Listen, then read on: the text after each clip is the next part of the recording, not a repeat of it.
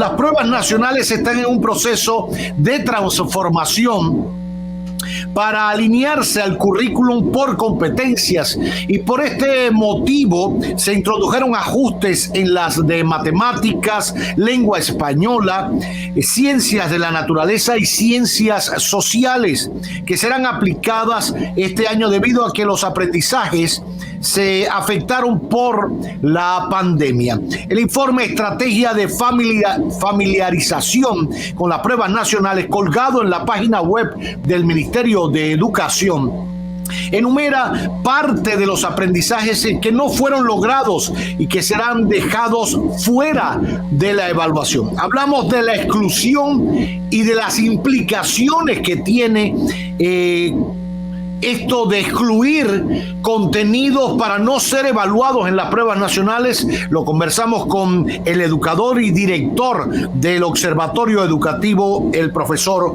Juan Valdés. Profesor, gracias por acompañarnos. Muy buenas tardes. Muy buenas tardes, Roberto. Muchísimas gracias a ustedes por invitarme.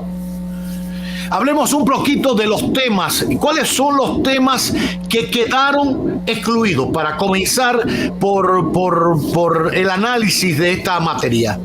Algo muy importante que hay que entender, Roberto, primeramente es qué son las pruebas nacionales, qué es lo que se persigue con estas. Estas pruebas son instrumentos, básicamente, que miden los logros de aprendizaje de los estudiantes al concluir un nivel educativo. Un precepto básico en la educación es que no se puede evaluar lo que no se ha enseñado, lo que no se ha cubierto. En tal sentido, las pruebas nacionales se realizan de acuerdo a los contenidos propuestos en el currículo vigente, en áreas como las matemáticas, la lengua española y las ciencias naturales y sociales. Pero el punto es que las pruebas nacionales siempre deben basarse en el currículo que realmente se agota durante un año escolar. Ya que hemos tenido 2 años escolares con un currículo simplificado, adecuado a la realidad de la pandemia del COVID, realmente es pertinente realizar adecuaciones a las pruebas nacionales, ya que estas pruebas se aplican en el 3er ciclo de la educación básica de adultos y en el 4º y 6º grado del nivel secundario.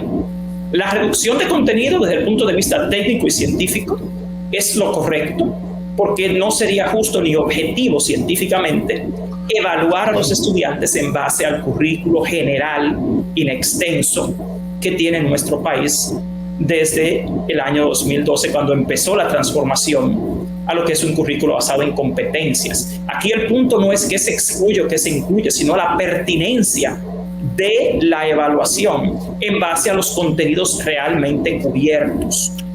Ahora, profesor, escúcheme que lo interrumpa. A mí me parece, bueno, muy importante lo que usted dice, estoy de acuerdo, no es justo ni realmente aporta nada evaluar a un estudiante por contenidos que nunca se le impartieron, porque ¿a qué conclusión vas a llegar? A la misma que sabes previamente. Te va a decir que no sabe, 0 en la matemática, porque si usted no le dio el contenido, usted no lo puede evaluar. Ahora, desde el punto de vista docente, de formación de ese estudiante, ¿quién se queda con la información de que ese muchacho no recibió esta y esta materia, que aún pase de grado con las que sí recibió, o tenga el profesorado un análisis por las pruebas nacionales de qué fue lo que asimiló el alumno? Hay una materia que no dio o no dio completa. No, ¿y qué control tenemos sobre los colegios privados, públicos, que de repente dieron más materias en uno que en otro?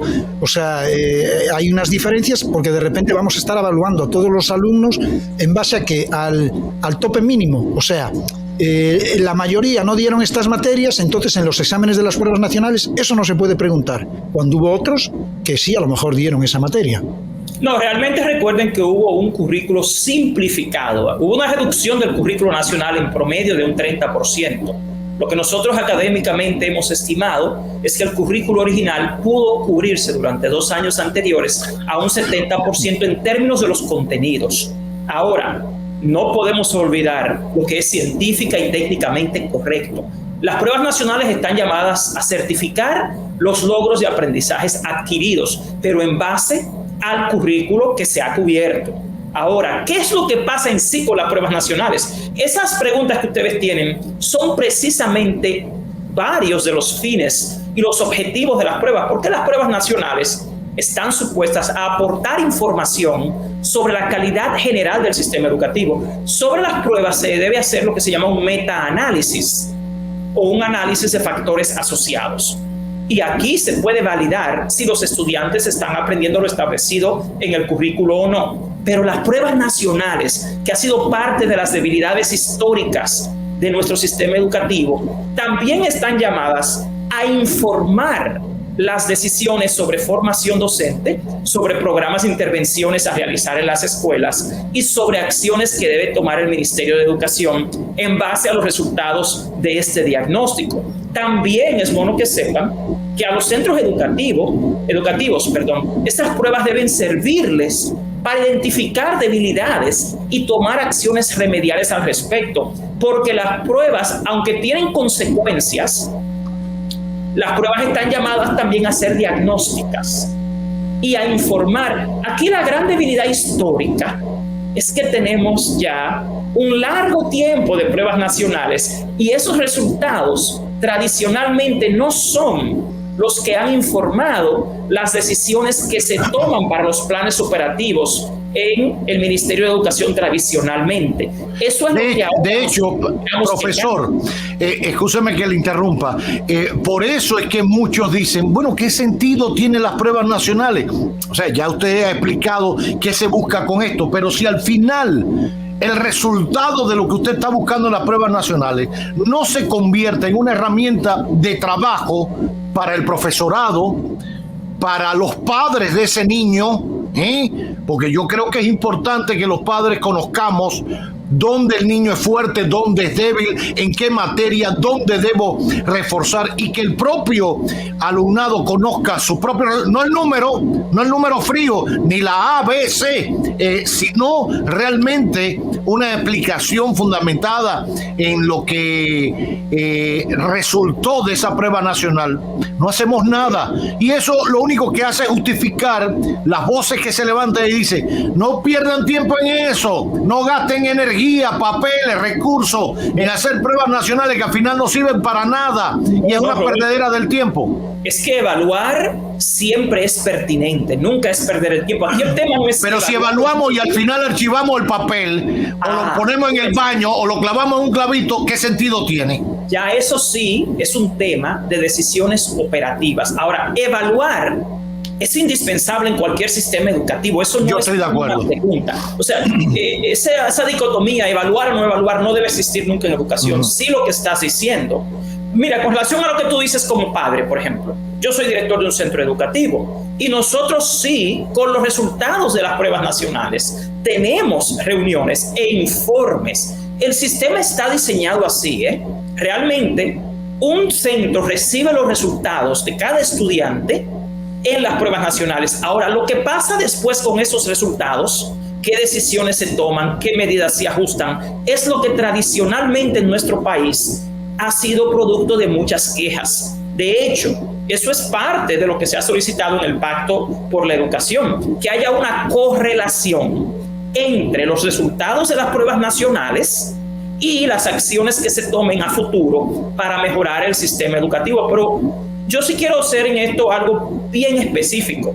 Reducir la cantidad de contenido en las pruebas nacionales es lo científica y técnicamente correcto, porque lo incorrecto es someter a los estudiantes a pruebas de contenidos que no vieron. Nadie puede ocultar que por la pandemia también hubo una reducción de contenidos, porque eso es algo oficial. Ahora bien, también recuerden que las pruebas nacionales sirven como un instrumento de control. Estas pruebas tienen un valor de un 30% de la calificación total de los estudiantes. El otro 70% está determinado por la calificación acumulada por los estudiantes en el centro educativo. Ahora bien, hay mucho cuestionamiento también sobre esto a futuro. Y algo muy importante es lo que tú decías al principio. Tú sabes que con la adopción de un currículo por competencias, el sistema educativo se vio obligado a revisar también las evaluaciones nacionales y a actualizarlas. Y se elaboró la ordenanza 2016-01. que es la que norma las evaluaciones de aprendizaje, entre las modificaciones que se destacan. Por ejemplo, en esta, tú puedes tener cambios en los grados y en el diseño de las pruebas nacionales para alineación con el currículo. Se ha intentado, en mi opinión técnica, se ha intentado gradualmente el que estas pruebas sean diseñadas en base a un criterio por competencias, usando los contenidos como medios, pero aún eso no está muy claro en términos de cuánto se ha logrado que la evaluación sea adecuada a un modelo de evaluación por competencias, cuando lo que estamos evaluando son contenidos. También el nivel, por ejemplo, la taxonomía de Bloom, de complejidad que tienen estas pruebas, ¿a qué nivel de esa taxonomía está ajustado? Todavía está en proceso. Entonces, realmente las pruebas nacionales son un instrumento maravilloso que puede servir para múltiples propósitos de mejora del sistema educativo. El tema no es si se dan o no dan, como algunos sectores han preguntado. Oye, ¿por qué dar pruebas nacionales si ha habido 2 años de atraso? Bueno, precisamente porque hemos tenido 2 años irregulares por la pandemia, es que hay que dar las pruebas nacionales y hay que ver qué diagnostican. Eso es indispensable. El tema no es ese, el tema es cuáles son las acciones asociadas a más de 2 décadas de pruebas nacionales que se ha tomado tradicionalmente en el sistema educativo. Yo les dejaría una tarea: hagan una correlación entre los resultados de las pruebas en los últimos 20 años y los planes operativos de los últimos 20 años en el Ministerio de Educación, y no van a encontrar mucha correlación. Entonces, eso es lo que sí se puede mejorar ahora, y eso es lo que nosotros desde el Observatorio Educativo auguramos: una mayor correlación entre los resultados de las pruebas nacionales y las medidas que se tomen en consecuencia.